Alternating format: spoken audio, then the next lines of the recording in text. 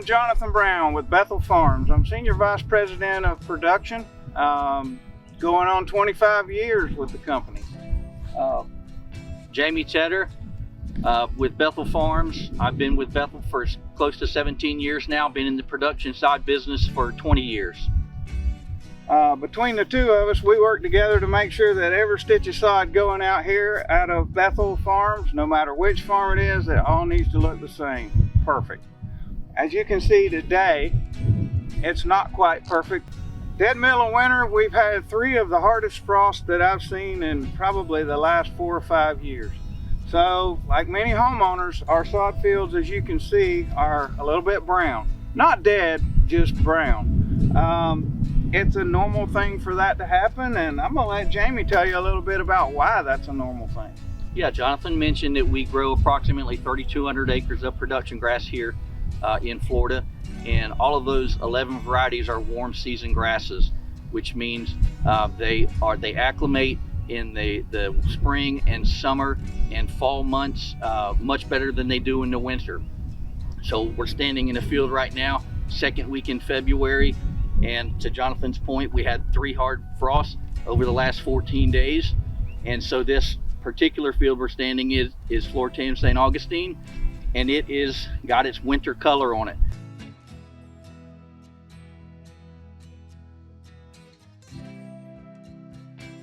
Okay, we're in mid-February here in Florida.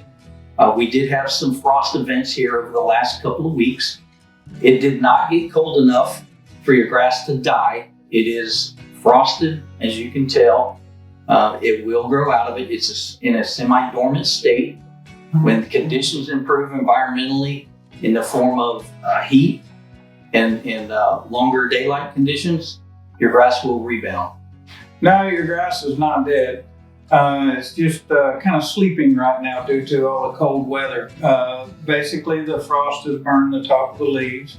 One of the precautions you can take in the future is if you see the weather that there's a frost coming, you can let your grass grow a little bit longer, maybe go an extra week without mowing. The frost will lighten the top and then you can mow it off, getting back to the green.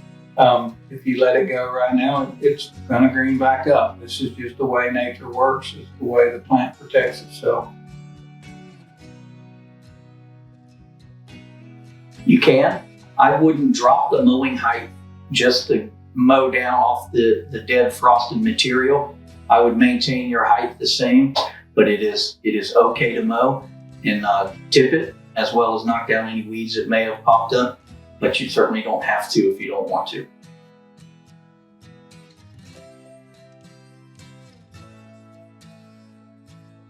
If the conditions environmentally continue like they have been this week, I really don't have any suggestions for you to green up your lawn in the immediate with any type of synthetic application, whether it be fertilizer or dry fertilizer or liquid fertilizer. The grass is just frankly not going to accept it right now. It's not going to take in the nutrients and grow. So I would wait until the weather conditions improve in the form of warm weather, and you're just going to see natural growth as we progress into a warmer climate.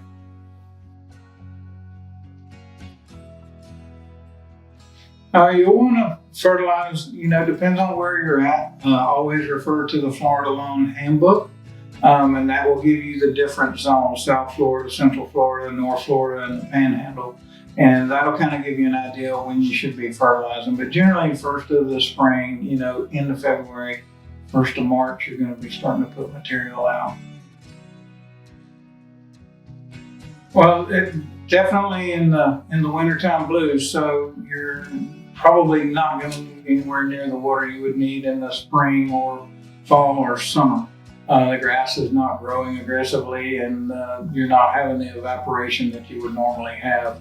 You just want to check the soil and make sure you do have some moisture there, but overwatering is definitely not what you want to do.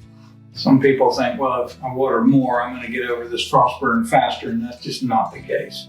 It's just got to take its time. Nature will take its course for you.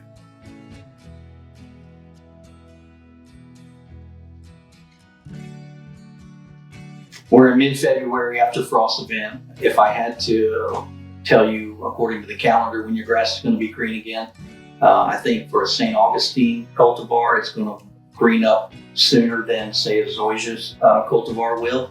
Zoysias could linger on in through April before they really start to show growth and get green again. However, St. Augustine, I believe with warmer conditions, you're going to start to see that significant green up as we approach the first week in March.